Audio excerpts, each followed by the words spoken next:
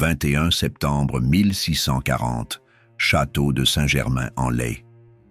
Anne d'Autriche met au monde son second fils, Philippe de France.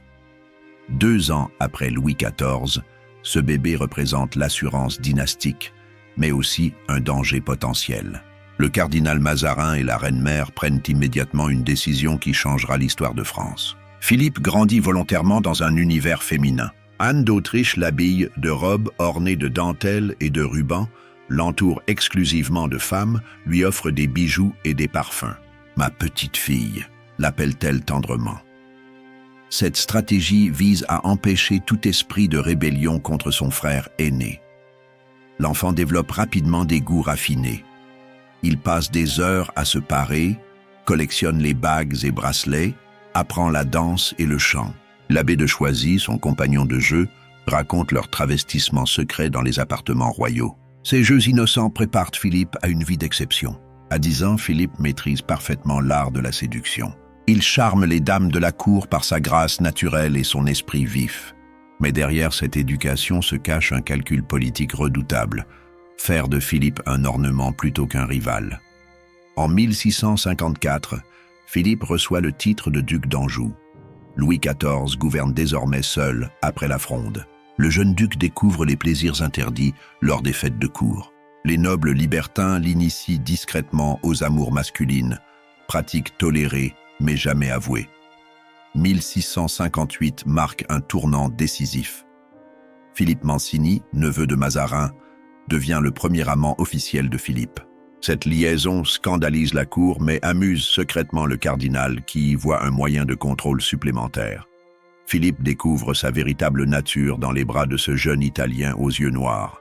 Philippe de Lorraine débarque à la cour en 1658. Ce noble de 15 ans, fils cadet de la maison princière de Lorraine, possède une beauté angélique qui fascine immédiatement Philippe d'Orléans. Grand, blond, au regard perçant, il incarne la séduction absolue. Leur première rencontre a lieu dans les jardins de Saint-Cloud. Philippe vient de recevoir ce domaine en cadeau de son frère.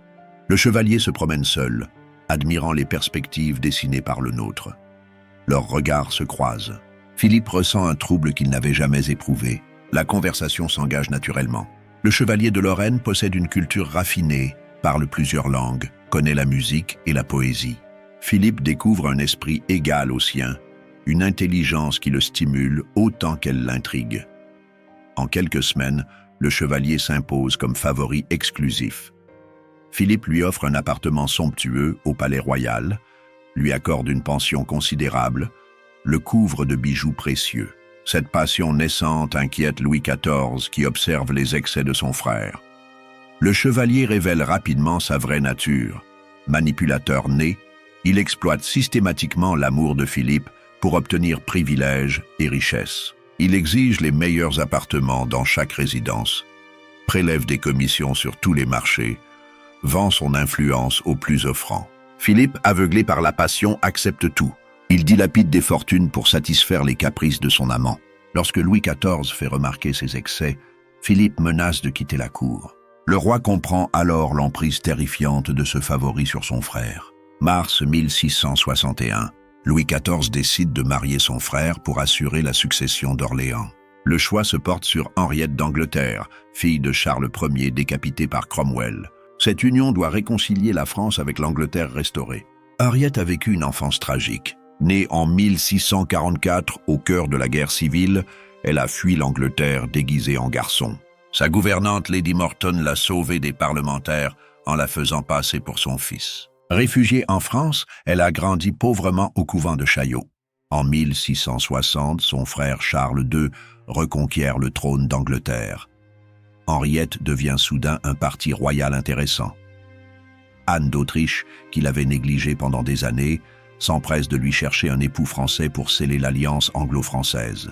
Louis XIV, qui gardait le souvenir d'une enfant chétive, plaisante en disant à Philippe qu'il épouse les eaux de Saint-Innocent.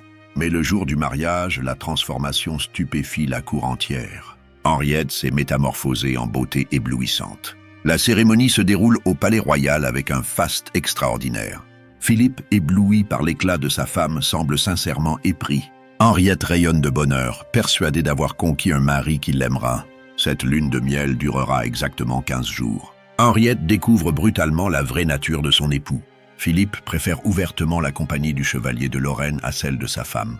Leurs nuits de noces se transforment en corvées, expédiées rapidement pour retrouver les plaisirs masculins. Le chevalier de Lorraine attise la situation. Il déteste Henriette qu'il considère comme une rivale dangereuse. Il convainc Philippe que son épouse cherche à l'éloigner de ses vrais amis. Cette manipulation empoisonne définitivement le couple naissant. Louis XIV ne reste pas insensible au charme d'Henriette. Sa femme, Marie-Thérèse d'Autriche, timide et mal francisée, se cantonne dans ses appartements. Henriette, au contraire, brille dans tous les divertissements royaux avec une grâce naturelle.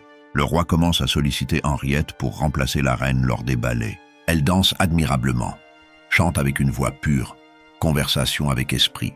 Louis XIV retrouve auprès d'elle cette légèreté que son mariage espagnol ne lui apporte pas.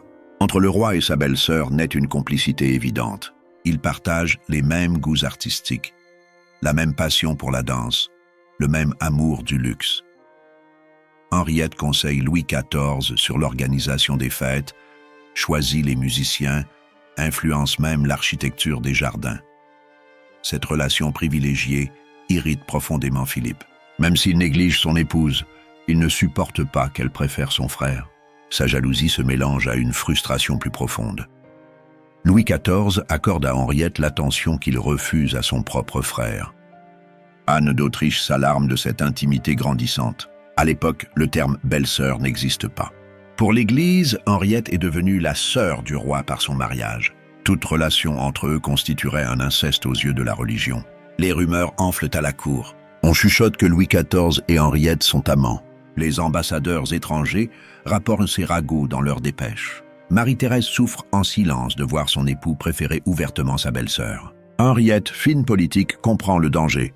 Elle propose à Louis XIV une stratégie pour faire taire les médisances, feindre de courtiser une de ses demoiselles d'honneur. Cette liaison fictive détournera l'attention de leur véritable relation. Le choix se porte sur Louise de la Vallière, jeune fille de 17 ans, modeste et effacée. Boiteuse légère, timide, elle ne devrait poser aucun problème. Henriette la présente au roi comme une compagne idéale pour cette comédie amoureuse. Mais le plan se retourne dramatiquement contre Henriette. Louis XIV, en feignant de courtiser Louise, découvre une jeune femme pure et sincère qui l'émeut profondément. Cette simplicité contraste avec les calculs de cour et touche le cœur royal. En quelques semaines, la liaison fictive devient passion authentique. Louis XIV tombe réellement amoureux de Louise de la Vallière. Cette révolution sentimentale brise le cœur d'Henriette, qui voit s'éloigner l'homme qu'elle aimait vraiment. Philippe observe ce retournement avec une satisfaction mauvaise. Sa femme, qui se croyait si intelligente, a orchestré sa propre chute. Il intensifie ses provocations, paradant ouvertement avec le chevalier de Lorraine pour humilier Henriette davantage. La relation entre Louis XIV et Henriette s'achève brutalement. Leur complicité amoureuse, qui avait duré moins d'1 an, laisse place à une politesse glacée.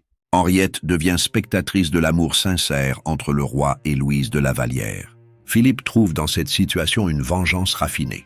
Puisque sa femme souffre d'avoir perdu Louis XIV, il va la faire souffrir davantage par d'autres moyens. Il décide de la maintenir enceinte en permanence pour l'épuiser et l'humilier.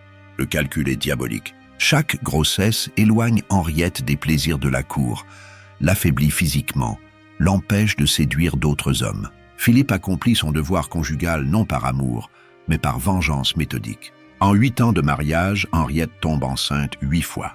Seulement 4 grossesses arrivent à terme. Les fausses couches répétées épuisent la jeune femme qui vieillit prématurément. Son teint se ternit, sa vivacité s'émousse. Henriette riposte en séduisant le comte de Guiche, Armand de Gramont, l'un des favoris de Philippe. Cette liaison fait scandale car elle mélange les amours hétéros et homosexuels dans un même cercle. Philippe découvre que son favori partage aussi les faveurs de son épouse. La fureur de Philippe atteint son paroxysme. Il fait exiler le comte de Guiche, interdit à Henriette de paraître à certaines fêtes, lui coupe ses revenus personnels. Cette guerre conjugale fascine et horrifie la cour qui assiste à la destruction mutuelle du couple. Le chevalier de Lorraine encourage cette spirale destructrice. Il déteste Henriette et souhaite sa disparition. Il suggère à Philippe des humiliations nouvelles, attise sa jalousie, l'empêche de tout pardon. Cette manipulation révèle la cruauté fondamentale du favori. Henriette obtient finalement gain de cause en janvier 1670. Elle convainc Louis XIV de faire exiler le chevalier de Lorraine. Le roi, excédé par les scandales de la famille d'Orléans, accepte d'éloigner temporairement ce perturbateur. Philippe réagit violemment à cette séparation. Il menace de quitter la cour, refuse de paraître au conseil, boude dans ses appartements. Cette démonstration passionnelle révèle l'emprise totale du chevalier sur son amant royal. Louis XIV mesure l'étendue du problème. Son frère préfère son favori à sa propre famille, à sa position, à ses devoirs.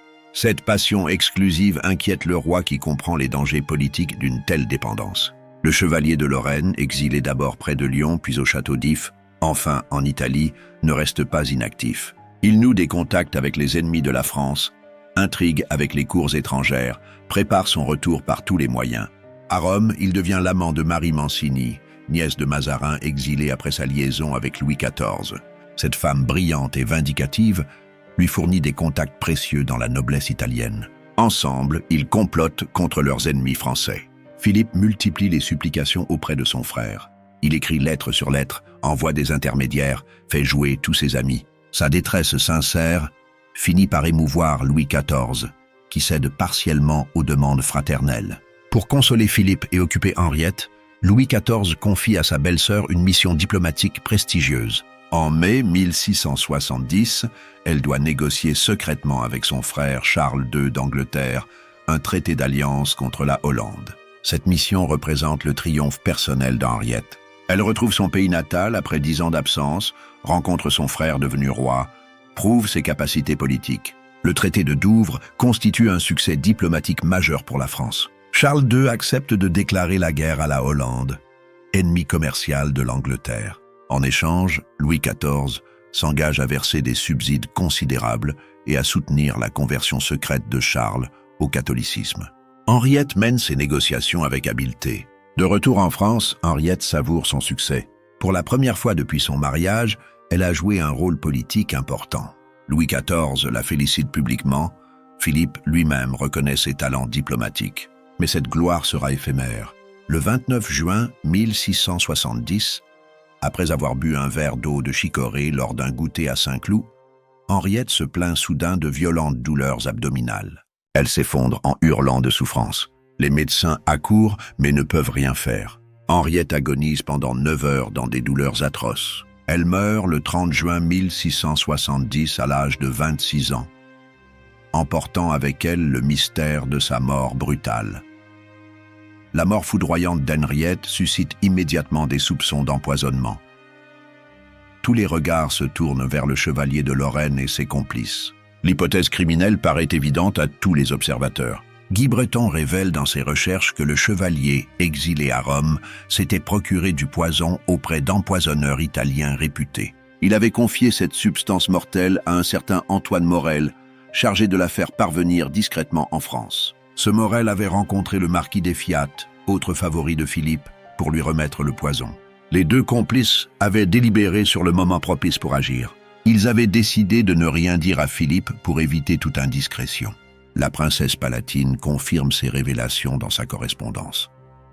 Pendant que les coquins arrêtaient le projet d'empoisonner la pauvre madame, ils délibéraient s'il fallait en faire part à monsieur ou non. Le chevalier de Lorraine dit « Non, ne le lui disons pas, il ne saurait le taire ».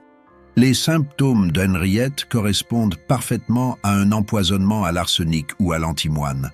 Les douleurs abdominales foudroyantes, les vomissements sanglants, l'agonie prolongée évoquent clairement une intoxication criminelle. Louis XIV, pour éviter le scandale international, ordonne une autopsie officielle. Les médecins concluent diplomatiquement à une mort naturelle, poumons perforés, abdomen rempli de bile, foie brûlé. Ces conclusions n'abusent personne. Les obsèques d'Henriette d'Angleterre marquent l'histoire littéraire française. Bossuet prononce une oraison funèbre sublime qui commence par ces mots devenus célèbres. « Madame se meurt, Madame est morte ». Cette formule saisissante frappe les contemporains par sa vérité dramatique. Bossuet transforme la mort d'une jeune femme de 26 ans en méditation universelle sur la vanité des grandeurs humaines. Son éloquence transcende l'événement. Philippe assiste aux funérailles sans montrer d'émotion apparente. À 30 ans, il retrouve sa liberté et peut vivre ouvertement avec le chevalier de Lorraine. Cette indifférence choque même la cour habituée au scandale d'Orléans. La mort d'Henriette libère paradoxalement tous les protagonistes du drame. Philippe n'a plus d'épouse à humilier. Louis XIV peut rappeler le chevalier sans craindre les scènes conjugales. Le favori peut revenir triomphant de son exil italien. Mais Louis XIV ne l'entend pas ainsi. Il faut remarier Philippe pour assurer la succession d'Orléans. Le choix se porte sur Élisabeth Charlotte de Bavière, princesse palatine, protestante de 19 ans qui ignore tout des mœurs françaises. Le roi négocie personnellement ce mariage avec l'électeur palatin. Cette union doit renforcer l'alliance franco-allemande contre l'empereur d'Autriche. Philippe accepte ce nouveau mariage en échange du rappel définitif du chevalier de Lorraine. Élisabeth Charlotte de Bavière débarque en France en novembre 1671. Cette Allemande robuste, franche jusqu'à la brutalité, découvre avec stupeur la cour raffinée de Louis XIV. Tout l'oppose à la défunte Henriette. Corpulente, elle se surnomme elle-même le tonneau. Passionnée de chasse, elle préfère les forêts au salon. Protestante convaincue, elle doit se convertir au catholicisme pour épouser Philippe. Cette conversion forcée la marque profondément. Le mariage a lieu le 19 novembre 1671 à Châlons-en-Champagne. Élisabeth Charlotte découvre le jour même les véritables goûts de son époux. Philippe ne cache pas sa préférence pour les hommes et présente ouvertement le chevalier de Lorraine comme son favori. Contrairement à Henriette, la Palatine accepte cette situation avec pragmatisme. Elle comprend rapidement les règles du jeu et s'y adapte intelligemment. Plutôt que de lutter contre l'inévitable, elle négocie sa place dans ce ménage à trois. Philippe, surpris par cette sagesse, développe pour sa seconde épouse un respect sincère. Il lui offre liberté et protection en échange de sa tolérance. Cette transaction matrimoniale fonctionne remarquablement bien pendant 30 ans. La Palatine trouve même des avantages à cette situation. Elle chasse avec Louis XIV, correspond avec toute l'Europe, élève ses enfants comme elle l'entend. Son franc-parler amuse la cour et ses lettres révèlent une personnalité attachante. Le chevalier de Lorraine revient d'exil plus influent que jamais. Ses années italiennes lui ont appris la patience et la dissimulation. Il manipule Philippe avec un art consommé, variant les caresses et les menaces pour maintenir son emprise. Sa beauté s'épanouit avec l'âge. À 30 ans, il possède cette séduction mûre qui fascine Philippe vieillissant. Il cultive son apparence, s'habille somptueusement, parfume ses appartements aux essences les plus rares. Philippe lui abandonne la gestion de ses finances personnelles. Le chevalier dilapide des fortunes en fêtes, bijoux, œuvres d'art. Il achète des domaines, collectionne les abbayes lucratives, spécule sur les charges royales. Cette rapacité ne connaît aucune limite. La Palatine observe cette mainmise avec inquiétude. Elle sait que le chevalier a probablement empoisonné Henriette et craint constamment pour sa propre vie. Mais elle évite tout affrontement direct, préférant la diplomatie à la guerre ouverte. Le favori organise la vie amoureuse de Philippe avec une précision militaire. Il recrute de jeunes amants, organise les rencontres, surveille les liaisons. Cette fonction de pourvoyeur sexuel renforce paradoxalement son emprise sur son protecteur. Philippe vieillit dans cette dépendance totale. À 50 ans, il ne peut plus rien décider sans l'avis du chevalier. Cette aliénation inquiète Louis XIV qui mesure les dangers politiques d'une telle situation. En 1682, un scandale révèle l'étendue de la corruption morale autour de Philippe. Le chevalier de Lorraine est accusé d'avoir séduit le comte de Vermandois, fils naturel de Louis XIV, et de Louise de la Vallière, âgé de seulement 15 ans. Cette initiation d'un prince du sang au vice italien provoque la fureur royale. Louis XIV découvre l'existence d'un véritable réseau de débauche incluant plusieurs princes de sang et grands seigneurs. Cette homosexualité organisée menace l'ordre moral du royaume. L'enquête révèle que le chevalier anime un club de débauchés réunissant régulièrement de jeunes nobles. Ces orgies se déroulent dans des hôtels particuliers parisiens, loin des regards de Versailles. Les participants jurent le secret absolu. Louis XIV fait exiler temporairement le chevalier, mais celui-ci a constitué un réseau de protection qui lui permet de revenir rapidement. Les complices se protègent mutuellement, rendant impossible toute répression sérieuse.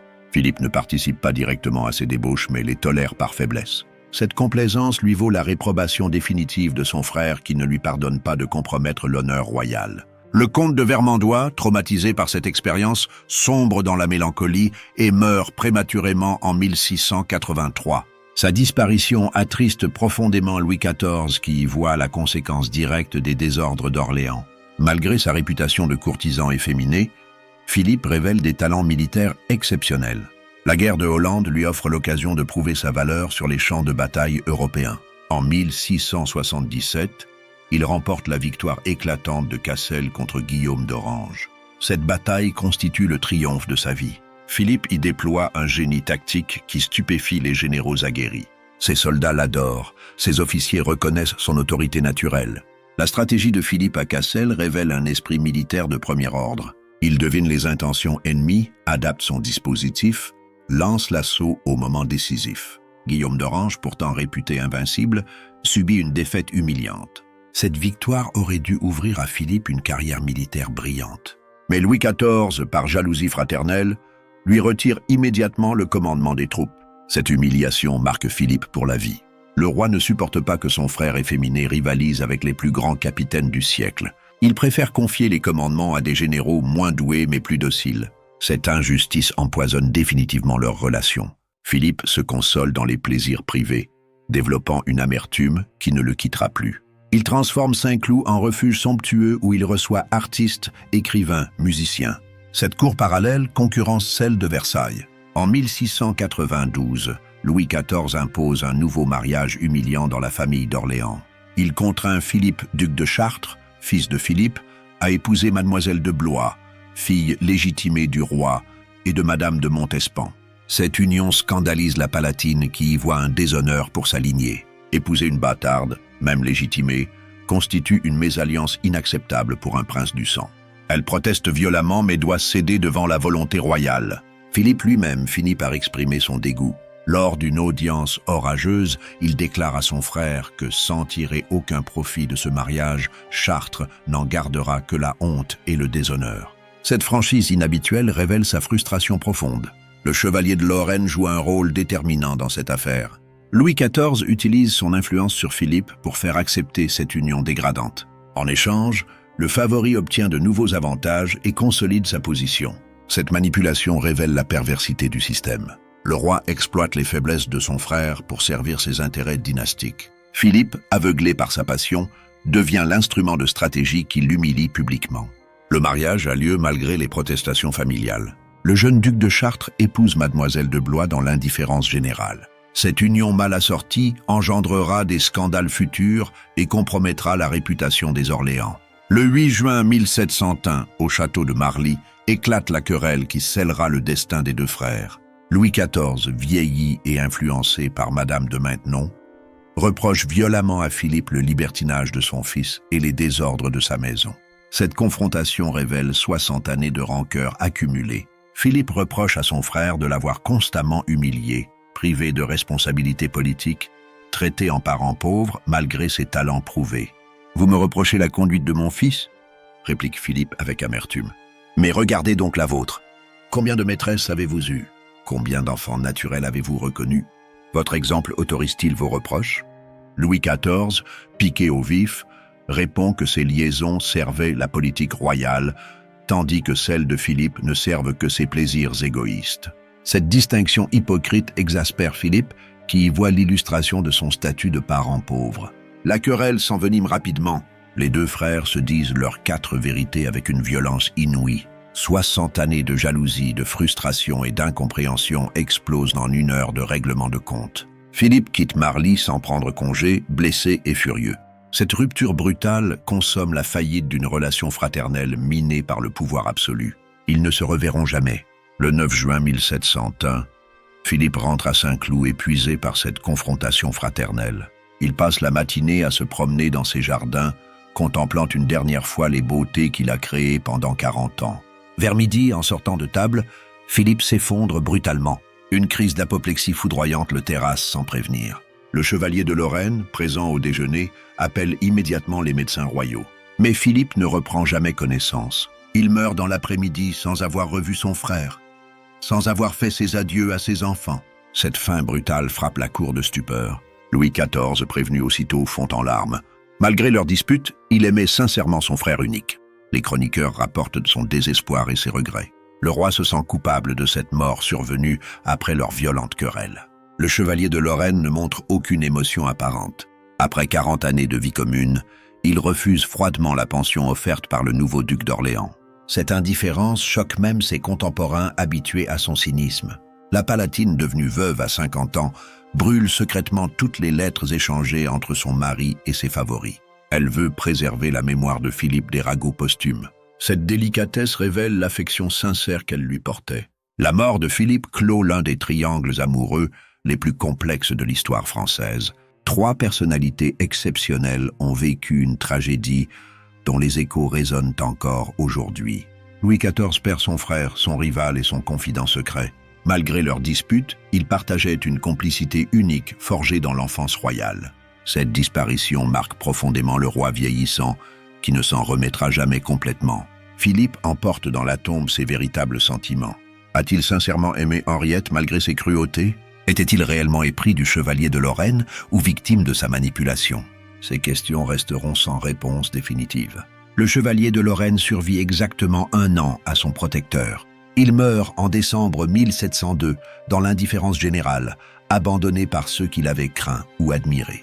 Cet homme qui avait régné sur l'une des cours les plus brillantes d'Europe s'éteint dans l'oubli le plus complet.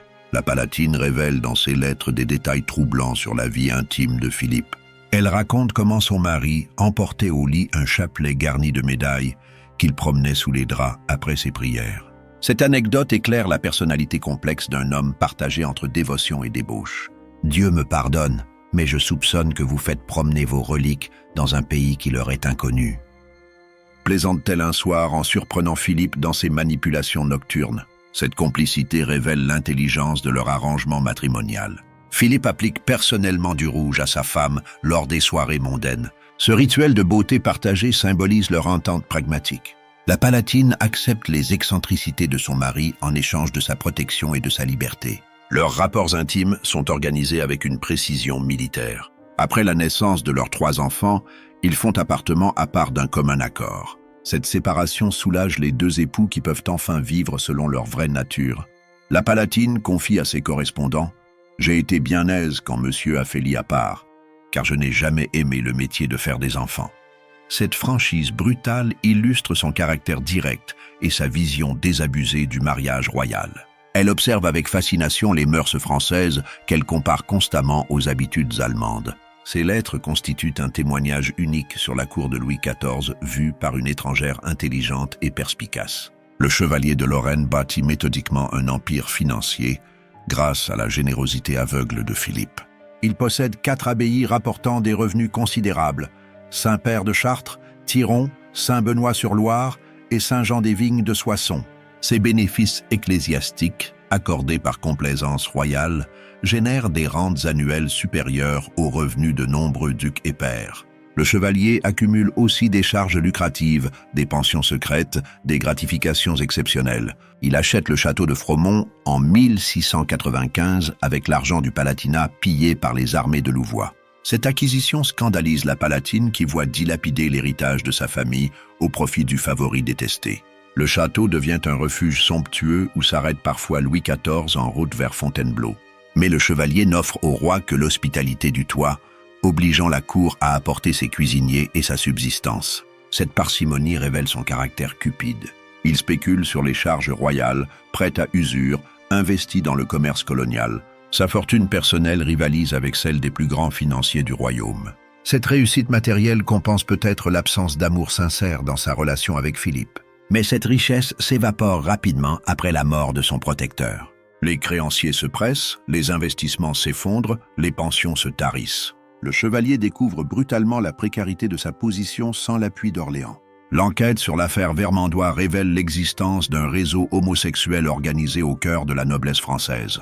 Ce club de débauchés réunit régulièrement princes du sang, ducs et pairs, prelats et financiers dans des orgies secrètes. Ces rencontres se déroulent dans des hôtels particuliers parisiens spécialement aménagés. Les participants jurent le secret absolu sous peine d'exclusion définitive. Cette omerta protège efficacement les membres les plus éminents. Le chevalier de Lorraine anime ce réseau avec l'habileté d'un véritable chef d'orchestre. Il recrute de jeunes amants, organise les rencontres, surveille la discrétion. Cette fonction lui confère un pouvoir considérable sur l'élite nobiliaire. L'initiation des novices suit un rituel précis inspiré des mystères antiques. Les nouveaux membres prêtent serment de fidélité et de silence avant de participer aux cérémonies collectives. Cette théâtralité masque la réalité sordide de ces pratiques. Louis XIV connaît l'existence de ce réseau mais n'ose pas l'attaquer frontalement. Trop de grands noms y sont compromis, trop d'intérêts s'y mêlent. Le roi préfère la tolérance discrète à un scandale qui ébranlerait l'État. Cette homosexualité de cour reflète les contradictions de l'époque. Officiellement condamnée par l'Église et la loi, elle est officieusement tolérée dans l'aristocratie. Cette hypocrisie permet à chacun de sauver les apparences. Les dernières années de Philippe sont marquées par une amertume croissante. Il vieillit mal, grossit, perd de sa prestance d'antan. Le chevalier de Lorraine le délaisse progressivement pour de plus jeunes protecteurs. Philippe découvre douloureusement l'inconstance de celui qu'il a aimé passionnément pendant 40 ans. Le favori ne vient plus que par obligation, bâille pendant leurs conversations, regarde ailleurs lors de leurs étreintes. Cette désaffection progressive brise le cœur de Philippe. Il qui avait tout sacrifié à cette passion découvre qu'elle n'était pas partagée. Le chevalier n'avait aimé que les avantages de sa position, jamais l'homme qui les lui procurait. Philippe tente de reconquérir son amant par de nouveaux cadeaux, des fêtes somptueuses, des voyages coûteux. Mais rien n'y fait. Le chevalier compte les heures passées avec son vieux protecteur, pressé de retrouver ses jeunes amis. Cette souffrance intime explique peut-être l'aigreur grandissante de Philippe envers sa famille. Il en veut à Louis XIV de son indifférence, à ses enfants de leur ingratitude, à la Palatine de sa résignation. Seul Saint-Cloud lui apporte encore quelques consolations. Il passe des journées entières à contempler ses jardins, ses cascades, ses perspectives. Cette beauté créée de ses mains témoigne de sa sensibilité artistique authentique. Philippe révolutionne l'art de vivre aristocratique par son raffinement extrême. Ses appartements rivalisent avec ceux du roi par leur somptuosité. Meubles précieux, soieries rares, argenterie ciselée, tout concourt à créer un cadre de vie exceptionnel. Il collectionne les tableaux de maître, les bijoux antiques, les manuscrits enluminés. Sa bibliothèque rivalise avec celle du roi par la richesse de ses volumes. Cette passion du beau révèle une nature d'esthète authentique. Ses réceptions font l'admiration de l'Europe entière. Ambassadeurs et princes étrangers se pressent à Saint-Cloud pour admirer la perfection française. Philippe crée un modèle d'élégance qui se diffuse dans toutes les cours européennes. Il protège artistes et écrivains avec une générosité éclairée. Molière trouve en lui un mécène fidèle qui comprend son génie. Lully compose pour lui ses plus belles partitions. Mignard décore ses appartements de fresques admirables. Cette protection des arts compense peut-être ses frustrations politiques. Ne pouvant gouverner les hommes, Philippe se console en dirigeant les talents de son époque. Cette fonction culturelle donne un sens à sa vie de prince décoratif. Ses jardins de Saint-Cloud rivalisent avec Versailles par leur beauté. Le nôtre y déploie tout son génie pour créer des perspectives grandioses. Ces jardins témoignent du goût parfait de Philippe et de sa collaboration fructueuse avec les meilleurs artistes. Philippe entretient des relations complexes avec ses enfants. Père attentif mais distant, il les aime sincèrement sans savoir l'exprimer. Cette retenue émotionnelle marque profondément sa descendance. Sa fille Marie-Louise, mariée au roi d'Espagne Charles II, lui écrit des lettres tendres conservées aux archives. Elle loue la douceur paternelle et regrette l'éloignement imposé par son mariage royal. Cette correspondance révèle l'affection mutuelle malgré la distance. Son fils Philippe, futur régent, hérite de sa complexité et de ses contradictions. Brillant mais libertin, intelligent mais débauché, il reproduira les scandales paternels pendant sa régence. Cette ressemblance trouble Philippe qui y voit sa propre image. Il pleure sincèrement le départ de ses filles lors de leur mariage. Ces séparations réveillent ses blessures intimes et sa peur de l'abandon. Philippe découvre trop tard la valeur des affections familiales authentiques. Sa fille Élisabeth Charlotte, future duchesse de Lorraine, manifeste une personnalité forte qui rappelle sa mère. Cette ressemblance amuse Philippe qui retrouve chez sa fille la franchise brutale de la Palatine. Le duc de Chartres inquiète son père par ses excès précoces. Dès l'adolescence, il multiplie les liaisons scandaleuses et défie ouvertement l'autorité royale. Philippe reconnaît dans cette rébellion ses propres démons de jeunesse. Saint-Cloud devient le chef-d'œuvre de Philippe, son legs artistique à la postérité. Il transforme ce domaine modeste en merveille architecturale qui rivalise avec Versailles par sa beauté. Les jardins dessinés par le nôtre s'étendent sur des kilomètres de perspectives parfaites. Cascades monumentales, bosquets secrets, parterres géométriques créent un ensemble d'une harmonie saisissante. Le château reconstruit par Hardouin-Mansart abrite des appartements d'un luxe inouï. Mignard y peint des plafonds allégoriques célébrant la gloire d'Orléans. Ces décors rivalisent avec ceux de Versailles par leur splendeur. Philippe y reçoit l'élite européenne dans des fêtes mémorables. Bals masqués, concerts exceptionnels, soupers raffinés font de Saint-Cloud le rendez-vous de l'élégance française. Ces réceptions compensent son exclusion du pouvoir politique. La galerie d'Apollon, chef-d'œuvre de l'art décoratif français, éblouit les visiteurs par sa magnificence. Dorures, marbre polychrome, peintures allégoriques créent un ensemble décoratif d'une richesse inégalée. Cette création artistique révèle la vraie nature de Philippe. Loin des scandales de sa vie privée, il se révèle un mécène éclairé et un créateur de beauté. Saint-Cloud témoigne de son génie esthétique authentique. Les derniers mois de Philippe sont marqués par une tentative de réconciliation avec Louis XIV. Conscient de son âge avancé, il souhaite faire la paix avec son frère avant de mourir. Il multiplie les gestes d'apaisement, présence assidue au conseil, participation aux cérémonies royales, soumission apparente aux volontés fraternelles.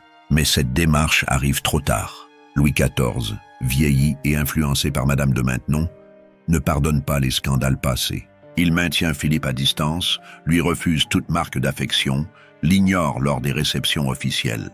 Cette froideur blesse profondément Philippe qui espérait retrouver la complicité de leur enfance. Il découvre amèrement que certaines blessures ne se referment jamais, que certaines fautes ne s'effacent pas. La dispute de Marly constitue l'explosion finale de 60 années de ressentiment accumulé. Les deux frères se disent enfin leur vérité avec une violence libératrice mais destructrice. Philippe quitte cette ultime confrontation avec la certitude qu'aucune réconciliation n'est plus possible. Cette désillusion finale brise ses dernières illusions sur l'amour fraternel. La mort de Philippe divise l'opinion contemporaine. Ses partisans y voient la disparition d'un prince raffiné et cultivé, victime de l'intolérance de son époque. Ses détracteurs dénoncent un libertin scandaleux qui a déshonoré la famille royale. Saint-Simon, témoin privilégié de la cour, brosse un portrait nuancé révélant ses contradictions. Personne de si mou de corps et d'esprit, de plus faible, tracassier et incapable de garder aucun secret, soupçonneux, défiant, semant des noises dans sa cour pour brouiller. Mais le même Saint-Simon reconnaît ses qualités. Il avait de l'esprit naturellement, et même du tour et de la justesse, de la lecture et une conversation agréable quand il n'y mêlait point de fausseté. Les ambassadeurs étrangers notent son intelligence politique malgré son exclusion du pouvoir. Ils regrettent que la France ait privé un homme si doué de toute responsabilité gouvernementale par simple préjugé moral. Ses créations artistiques survivent au scandale de sa vie privée. Saint-Cloud, les collections du Palais Royal, sa protection des arts, témoignent d'un goût sûr et d'une générosité éclairée. Son influence sur les mœurs de son époque reste considérable. Philippe a contribué à émanciper la noblesse des contraintes morales traditionnelles, ouvrant la voie aux libertés du XVIIIe siècle. Cette histoire révèle les contradictions profondes de l'Ancien Régime. Derrière l'étiquette rigide et les convenances officielles se cachèrent des drames humains d'une intensité rare. Philippe d'Orléans incarne ces contradictions. Prince de sang contraint au rôle décoratif, homosexuel dans une société hétéronormée, artiste frustré de création politique, il a vécu ses passions avec une liberté qui fascine encore. Son triangle amoureux avec Louis XIV et Henriette d'Angleterre illustre parfaitement les tensions de la cour de Versailles. Derrière la magnificence officielle se jouaient des tragédies personnelles qui influençaient la grande politique. Le mystère de ces relations continue de passionner historiens et romanciers. Les véritables sentiments de chacun, les motivations secrètes, les calculs cachés restent partiellement énigmatiques malgré l'abondance des témoignages. Une certitude demeure.